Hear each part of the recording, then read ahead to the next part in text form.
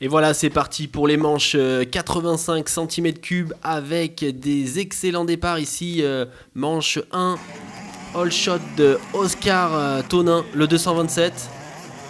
Oscar qui va faire forte impression toute la journée.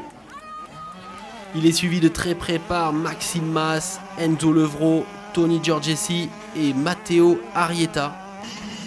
Matteo Arrieta qui va finir 5ème de cette journée. Il va très bien rouler sur sa 85 KTM.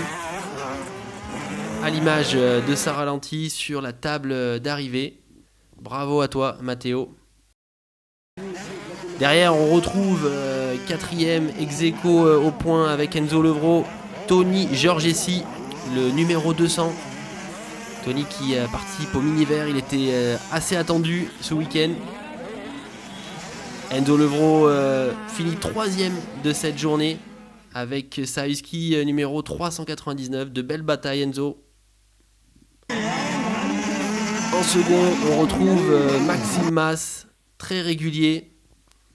Maxime, avec le numéro 148, va donc accrocher cette 2ème place.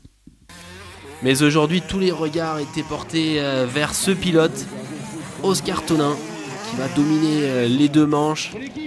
Il est très à l'aise sur ce circuit, à l'image de ce superbe ralenti de nouveau sur la table d'arrivée. Le numéro 227 aura dominé son sujet. Bravo à tous ces petits pilotes qui nous ont donné un superbe spectacle. Allez, c'est parti pour les manches 125. Ici, le premier départ, manche numéro 1, et c'est Ugo Lucchini sur sa KTM qui va aller chercher ce all shot. Et derrière, c'est la horde de 125 qui le suivent. Et on retrouve une Honda numéro 9 juste derrière. Ce n'est autre que Tino Basso qui a récupéré un petit 125. Et oui, Tino a encore l'âge de courir dans la catégorie et il va aller chercher les places de devant. Superbe bagarre, Ugo va jouer le jeu, même si ça ne compte pas forcément pour les points. Il va essayer d'aller chercher Tino, mais il va faire une petite erreur et Tino va gagner cette première manche. Deuxième, ce sera Ugo, et en 3ème position, on retrouve un Quentin Denvig, le 122, qui va subir les attaques de Marvin Darrier et Jules Gouribon qui bloque encore sur Romain Maudet, le numéro 20.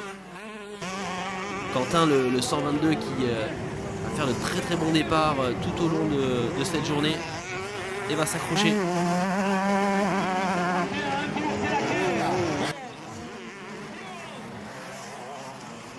Ici, en première manche, il va se faire rattraper, doubler par Marvin Darrier, le 184.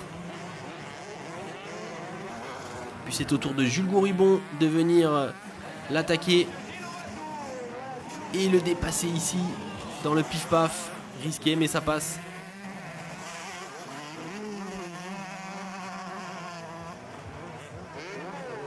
Et voilà, Tino dans cette première manche va gagner facilement. Une très belle bataille. Seconde manche beaucoup plus détendue pour Tino. Départ. Et là vous êtes en caméra embarquée avec Jules Gouribon. All shot de nouveau de Ugo, le patron de cette catégorie. Malheureusement, Ugo va encore chuter. J'espère qu'il aura plus de succès à Arbis. Et on retrouve les mêmes devant. Sauf que, coup du sort, Tino va glisser. Oui, parce qu'en fin de journée, le terrain était un petit peu plus glissant et va devoir remonter et nous offrir un superbe spectacle. À l'image de ce ralenti, Tino donne tout. Va aller jusqu'à rattraper Jules Gouribon ici.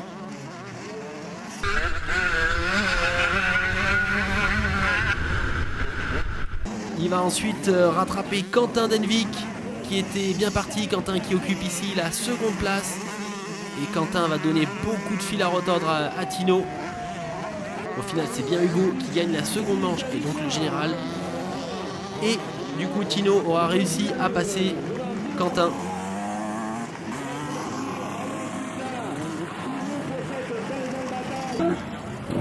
Superbe spectacle, bravo à eux.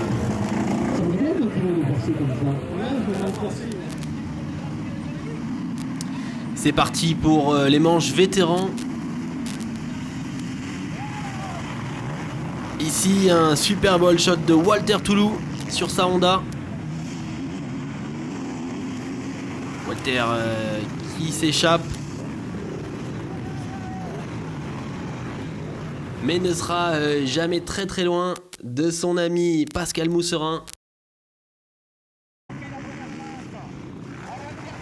Pascal arrivera toujours à reprendre la tête et gagner les manches. Mais ces deux-là nous auront donné un superbe spectacle chez les vétérans.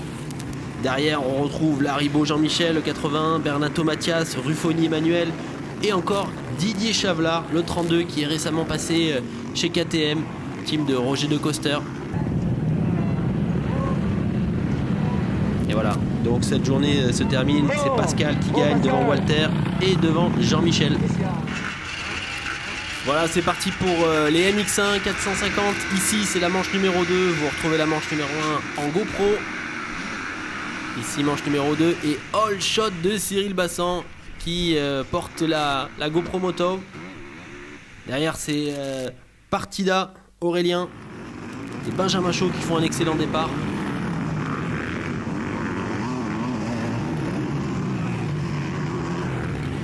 On retrouve bien sûr Jérémy Bozo en embuscade. Jérémy qui a gagné la première manche. Il va forcément essayer d'aller chercher la victoire en seconde manche. D'autant plus que Cyril fait une erreur ici. Dans les premiers tours, il glisse. Mais repart très rapidement en seconde place. Derrière, Johan Morceli.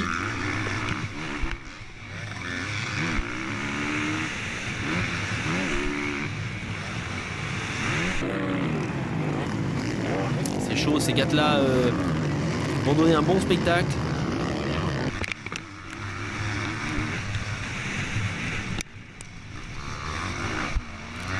Superbe vue ici.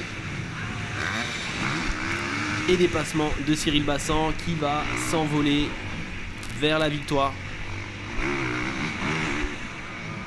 Victoire de manche et victoire de général après avoir fait second en première manche et donc premier en seconde manche. Jérémy Bonneau, lui, va aller chercher la seconde place.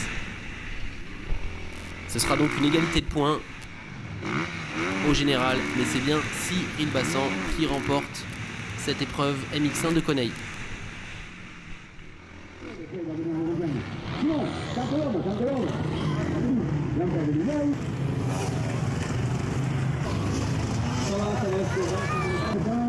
Voilà.